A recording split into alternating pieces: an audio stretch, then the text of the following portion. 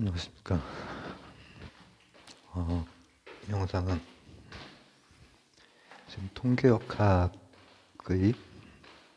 세 번째 영상이 되겠군요. 통계역학의 이제 세 번째 시간에는 뭘 보려고 하냐면,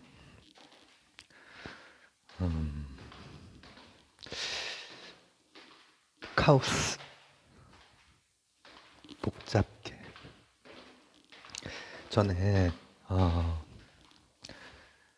코스모스 얘기할 때, 칼 세이건 얘기할 때, 우리나라의 또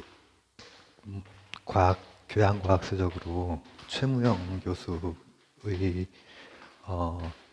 물리학 강의, 그 책을 제가 추천을 한 적이 있죠. 우리말로 잘 되어 있고, 또 그때 코스모스 당시에 다루지 못했던 부분들도 또 잘 이렇게 정리가 되어 있다. 그게 그때 복잡계 얘기를 잠깐 했었죠. 그게 들어갔다는 얘기만. 네, 오늘 이제 그걸 푸는 거예요. 그 최무영 교수님도 통계역학을 이제 연구하시는 분이죠. 그래서 거기에 이제 복잡계 카오스 그런 것이 이제 설명이 되어 있고 한데, 이제 이 영상에서 제가 이제 좀 얘기를 나눠보고 싶은 것은 뭐냐면은 그것에 대한 그 책을 보고 이제 소화할 수 있는 그런 것을 제가 굳이 여기에다가 똑같은 얘기를 할 필요는 없잖아요. 저는 자, 우리 그 이야기 출발점부터 보면은 사피엔스가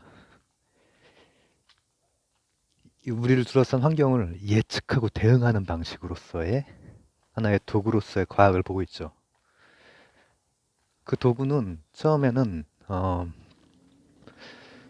청동 방울, 또 쇠가죽 북, 혹은 그림을 그리는 어떤 도구였을 수도 있죠. 라스코브 벽화라든지. 그러다가 FMA 같은 도구, 고전역학, 그리고 양자역학, 그러다가 지금 이제 통계역학까지 온 거란 말이죠. 지금 우리가 살고 있는 여기. 근데 이제 우리가 보려고 하는 차원이 그 차원이기 때문에 예측의 도구, 아주 그 최신 무당들의 그 근황과 돌아가는 사정, 그로 인해서 또 세상을 돌리고 있거든. 대응의 방식으로. 이런 것들을 보려고 하는 거란 말이죠. 그렇기 때문에 그 의미를 짚어가면서 어, 내용 싹 담으려고 막 너무 욕심부리지 않고, 제가 초반에 겨울부터 했을 때 겨울에 너무 막 현대 철학이나 막 현대 그 기술 부분이나 이런 거를 너무 여러 개를 다 막 빠짐없이 담으려고 했던 막 그런 게 있었는데 그거 안 돼. 10을 가지고 있으면은 한 6, 7 정도 전달한다고 생각하고 이제 하니까 좀 마음도 편해지고 그렇더라고요. 경직감도 좀 덜하고. 자, 뭐냐. 이제 우리의 그 무당들은 통계역학을 가지고 있는데, 통계역학으로 이제 아보가드로 수, 요런 큰 수, 그래서 무한으로 수학적으로 처리해서 써먹을 수 있는 수, 그걸 가지고 예측도 하고 대응도 하고 근데 문명도 일구고 했단 말이에요. 그거라든지 이제 양자역학적인 거라든지 이렇게 하면서 전자공학 이런 것들을 통해서 이제 이런 문명들이 지금 여기 다 전자공학적으로 이렇게 불이 들어오고 하잖아요. 자, 근데 핵심은 뭐냐면 예측이었거든요. 우리가 지금 요 세 번째 이야기까지 따라오면서의 핵심은 예측이었거든요. 근데 통계역학이 그렇게 거시적이라기보다는 큰 집합의 것들을 대체적으로 잘 설명해내고 이제 그렇게 쓰고 있었는데, 그 예측이 무너지면 안 되는 거잖아요. 그죠? 그 예측이 무너져 버리는 세계가 바로 이제 카오스의 세계가 되는 거예요. 복잡계가. 그리고 우리는 말씀드렸듯이 최무영 교수님이나 아니면 통계 역학을 하시는 분들의 글이나 말을 이제 보고 이제 할 수 있는 거랑 좀 다른 방식으로 좀 가보고 싶은 거죠. 뭐냐면은 여러분이 배신감 느낄까봐 인식론과 존재론과 가치론의 측면에서 벌써 채널 많이 돌아갔겠군요. 무슨 얘기냐면은 복잡하게 카오스도 두 가지로 좀 볼 수 있다는 얘기예요. 우리가 인식할 때 복잡한 것인지 아니면 그 자체가 존재로서 복잡한 것인지 이걸 구별할 필요가 있다는 얘기예요. 그렇게 하면은 복잡하게 카오스도 조금 더 쉽게 이거 가지고 나눌 수 있구나. 이런 거구나 하는 게 잡힐 수 있어요. 그리고 지금 이 시간은 인식론적인 걸 보려고 하는 거예요. 인식론적인 거. 인식론적인 걸 본다는 건 무슨 얘기냐면 인식론, 존재론, 가치론 이거 어렵죠. 철학에서 쓰는 거죠. 근데 그냥 간단하게 그냥 설명할게요. 인식이라고 하는 것은 사람은 세상에 나면 세상이 궁금해. 아기 때 막 걸어다니고 다 뭐든지 입에 넣어보잖아요. 담배가 보였네. 그거 인식하는 과정인 거예요. 그러니까 저 나무, 하늘 이런 게 궁금해지는 사피엔스는 이런 게 궁금한단 말이에요. 요 인식하는 과정. 인식론이라는 건 그런 거란 말이죠. 존재론이라고 하는 것은 이거 자체 말하는 거예요. 자체. 이제 요걸 하다 보면은 요거 자체 혹은 이걸 보고 있는 나 자체에 대해서 궁금해하고 탐구하는 것이 이제 존재론이 되는 거예요. 가치론이라고 하는 건 이제 뭐 어떻게 살 것인가. 철학이라면 가치론이 결국은 이제 실천적으로 최고봉을 차지하겠지만 과학에서는 인식론, 존재론 이게 아주 최대 화두죠. 근데 복잡이라고 하는 것, 카오스라고 하는 것이 인식론적인 카오스이냐, 존재론적인 카오스이냐에 따라서 굉장히 이제 또 그 차이가 크단 말이에요. 오늘은 그 중에서 인식론적인 카오스. 보세요. 우리가 세상이 복잡한 게 아니라 우리가 그거를 너무 복잡하게 머릿속에서 들어갈 때 그렇게 보는 것, 그런 카오스. 그리고 이제 반대로 개, 시스템이 복잡한 카오스가 있을 수도 있겠죠. 그것은 이제 요 다음번에 좀 다룰까? 하는 데까지. 우선 인식적으로 복잡하다는 것은 뉴턴 방정식으로 기술되듯이 모든 것이 다 그렇게 기술이 되는 거야. 근데 우리는 인식할 때 되게 복잡하게 느껴지는 거죠. 예측한다고 그랬죠. 예측. 뉴턴의 고전역학식으로 모든 것이 만약에 움직인다면은 예측을 해야 되는데 뉴턴의 방식으로 움직인다라는 것은 결정론적으로 움직인다라는 거예요. 지금 어떤 천체의 모습, 위치, 속도 딱 보면은 뒤에 건 다 예측이 되는 거예요. 자동으로. 결정론이에요. 결정론 이퀄 예측 가능. 이렇게 된다고 생각을 해왔던 거죠. 근데 그렇지가 않은 거야. 결정이 되어 있는데 예측 불가능하기도 한 거예요. 그게 우리가 볼 복잡계의 첫 번째예요. 그리고 지금 이제 철학적인 것뿐 아니라 수학적인 거 아주 간단한 거 하나 들어갈 거예요. 미적분보다 더 간단한 거 하나만 더 들어갈 거예요. 뉴턴 방정식보다 좀 간단한 거. 로렌츠라고 하는 이제 과학자가 복잡 나비가 이렇게 호랑나비는 저기죠. 아싸 호랑나비는 김은국이죠. 호랑나비 한 마리가 날개짓을 하면은 지구 반대편에서 막 태풍이 불고 그런다. 뭐 그거에 나비 효과잖아요. 카우스 이론에서 우리가 보통 이렇게 떠올리는 거 간단하게 그거예요. 그거. 그 의미가 뭐냐?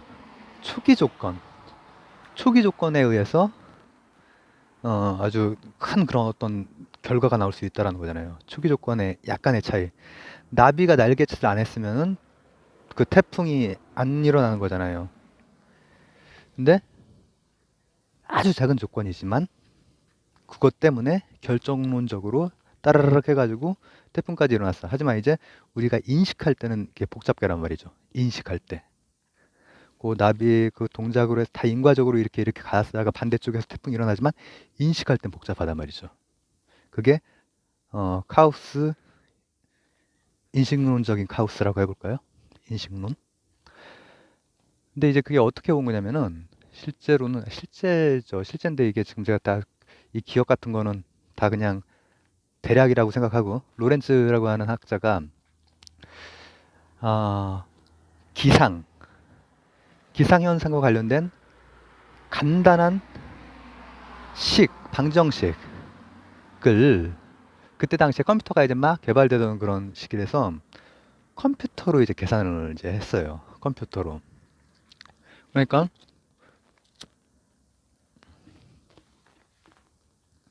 간단한 연립방정식, 2차 비선형 연립방정식. 간단하단 말을 하고 싶은 거예요. 을 가지고 컴퓨터로 연산을 이렇게 하다가 이게 지금 정확한지 모르겠는데 뭐 중간에 그것이 작동을 멈춘 다음에 다시 재가동시키거나 할 때 그러면 그 앞쪽에 계산값이 있을 거 아니에요. 그 계산값을 컴퓨터에 다시 넣어줬어. 넣어준 다음에 이제 그 다음날 돼가지고 결과치를 딱 받은 거예요. 결과치가 나온 거예요. 뭐 하루가 지났다고 치고. 근데 그거하고 뭐하고 비교를 해봤냐면은 똑같은 시기고 똑같은 컴퓨터인데 중간에 한번 같은 값을 다시 한번 넣어줬었죠. 그러지 않고 그냥 한 큐에 한번 가봤어. 그 값이 다른 거예요. 그 값이. 근데 그 방정식은 말씀드렸듯이 좀 간단한 방정식. 연립 2차 비선형 방정식. 여러분이 우리가 알고 있는 거 미분적분하고 그랬던 거 이 앞전 시간에 뉴턴 방정식 했잖아요. 운동 방정식 FMA. 그러면은 이게 그것은 어, 미분이 두 번 들어가죠.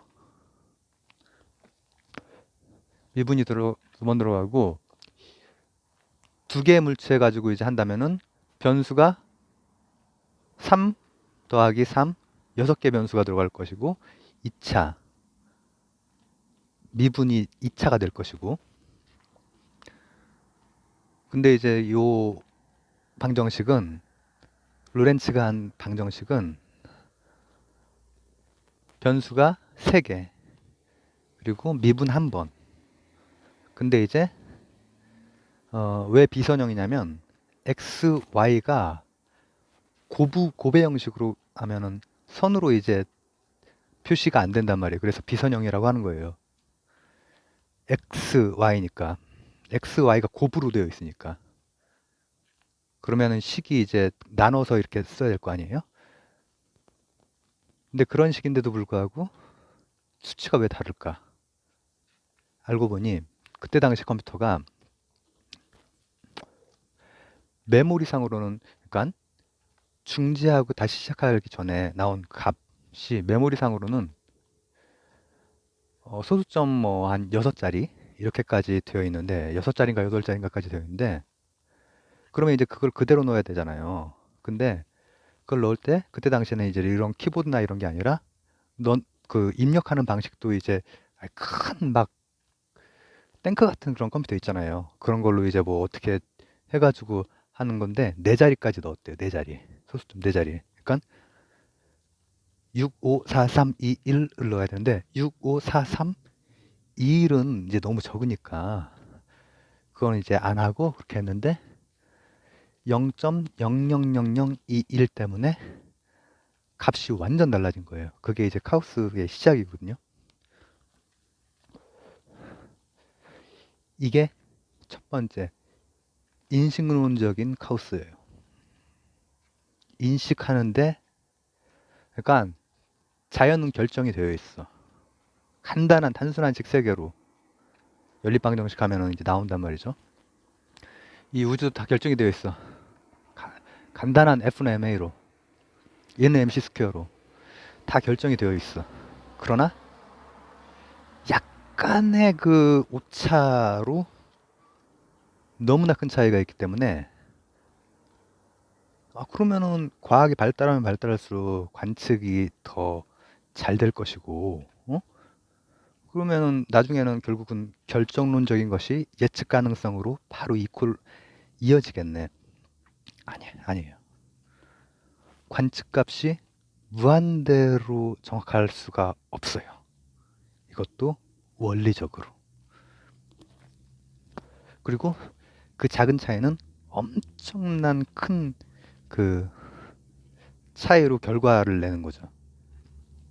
무슨 얘기냐면은 예를 들어서 내가 이제 지금 요 앞에 나무가 가로수가 있는데 가로수의 길이를 측정을 해. 줄자 한 5개 가지고 측정을 해. 그랬더니 3m 21이 나왔어요. 근데 이제 그걸 가지고 이제 과학적으로 초기 값으로 쓰면 안 되지.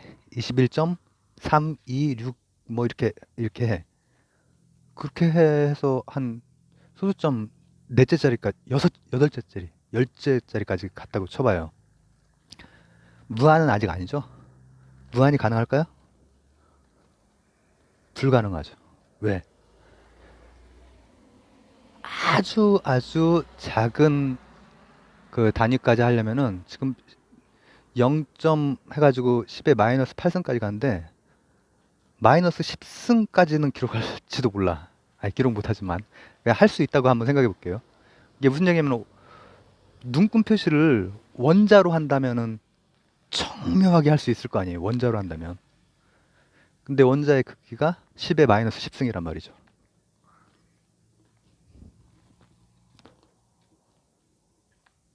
그러면은 10의 마이너스 11승 단위 12승, 13승, 14승 무한 정확도로 측정 자체가 안 된다는 거죠. 초기 값이. 이게 바로 인식론적 차원에서 봤을 때의 카오스예요. 그러면 인식론이 아니라 존재론적 차원에서도 있을 수 있겠네요. 이것을 이제 다음번에 연결을 하려고 하는데 간단히 이제 조금 어떤 것인지 간단하게 좀 이렇게 브릿지를 놓고 그렇게 하고 이제 마무리하도록 하겠습니다. 지금은 그러니까 호랑나비인 거예요. 호랑나비 한 마리가 이렇게 딱 했는데 그걸 가지고 정확한 결과, 정확한 태풍 값을 못 낸단 말이죠. 왜냐하면은 측정할 수 있는 단위라고 하는 것은 한계가 있는 거예요. 어떤 측정이든지. 무한 정확도면은 반드시 결정이 돼. 근데 그게 불가능해. 그렇기 때문에 복잡계, 카오스가 이제 또 하나의 영역이 되는 거죠. 예측을 해야 되는데 예측을 이렇게 제대로 못해. 그래서 그에 대한 대응으로 이제 카오스 이론이 나온 거란 말이에요. 또 다른 대응인 거죠. 이 통계역학이라고 하는 통계적인 확률적인 요 대응도 원래는 그 고전역학에 대한 그 한계에서 나온 어떤 대응이라면 카오스 복잡계도 이제 이것에 대한 또 대응으로 이제 나온 것이죠. 어디까지 좀 한 다음에 할까요? 나 근데 이름이 지금 잘 생각이 안 나가지고 그거 지금 두 번째 얘기하려고 하는 것은 존재론으로 이제 넘어가는 다리에서 존재론적으로도 단순하지 않고 복잡할 수 있다는 거, 복잡계 카오스가 있다라는 거를 얘기하고 싶거든요. 근데 어떤 과학자가 이거 토끼의 밀도를 연구를 이런 것들이 다 이제 처음에는 카오스 하면은 지금 첫 번째 의미의 카오스였거든요. 근데 이제 두 번째 그 의미의 그 카오스는 뭐냐면은 그 토끼의 밀도를 연구하던 마이클 그 박사가 그때 이제 손으로 그때는 이제 컴퓨터로 계산한 게 아니라 손으로 이제 막 계산한 거예요. 밀도를 그 식은 뭐냐면 더 간단해. 점화식이에요. 그냥 변수도 하나고 아무 계산이 없다라는 건 이제 미분이나 이런 게 없다라는 거예요. 그냥 사칙 연산으로 된 식 하나. 점화식. 이번 연도에 토끼 밀도를 알면 다음 연도에 밀도가 나오는 점화식. xn 그리고 xn 플러스 1 이렇게 나온 점화식 있죠. 그 관계만 사칙 연상으로 되어 있는 그 점화식을 하는데 그걸 가지고 이제 계산을 손으로 이렇게 해가지고 그래프를 그린 거예요. 그래프를 그려서 그랬더니만은 그러면 초기값 현재 그 밀도 현재 그 토끼의 밀도 그것의 변화에 따라서 그래프가 조금씩 달라질 거 아니에요? 근데 어떤 값까지는 뭐 이렇게 수렴을 하고 어떤 값 이상으로는 뭐 어떤 식으로 되고 이런 패턴이 좀 보이더래요. 그래서 대략 두 개의 갈래로 이렇게 나눠지는데 이제 그리고 이제 거기까지 한 거야. 그리고 나서 그 후대에 컴퓨터로 계산을 이제 컴퓨터가 발달이 돼가지고 했더니 어, 어디에 수렴하는 게 아니라 특정한 방식으로 이건 나중에 여기에다가 뭘 어떻게 되냐면은 이르 이렇게 양쪽으로 갈라지는 거에서 끝났는데 나중에 보니까는 이쪽도 차다닥 채워지고 이쪽도 차다닥 채워지고 예측을 못하게 됐더란 얘기예요. 그림이 그려지는 거예요, 그렇게. 근데 나중에 컴퓨터로 해봤더니 그게 계속 반복이 되는 거야, 반복. 그 반복되는 것을 바로 뭐라고 하죠? 프랙탈이라고 하죠. 프랙탈. 프랙탈 구조, 프랙탈. 우리가 무한등비급수 이런 그 수능 이런 데 보면은 도형이 자기를 닮은 도형, 자기 동일성, 자기를 닮은 도형이 계속 큰 거에서 조그만 걸로 일정한 비율로 이렇게 나가면 그걸 가지고 무한등비급수 가지고 막 계산하고 그랬던 거 있었죠. 17번 정도에 나오나? 20번 정도에 나오나? 그게 그러한 복잡성을 인식이 아니라 개가 가지고 있는 거지. 인식론적이 아니라 존재론적으로 그런 복잡성이 있는 거죠. 그게 이제 이 다음에 연결을 할 또 다른 복잡성 카오스이고 지금 이것을 지금 하는 이유는 이런 것들 지금 방금 말씀한 그 토끼 그 박사도 검색하면 다 나올 거예요, 이름. 그런 걸 전달하기 위해서가 아니라 지금 우리가 이걸 보는 차원은 뭐냐면 무당히 예측을 하고 거기에 대한 뭐랄까 솔루션을 제시를 해야 되는 거야.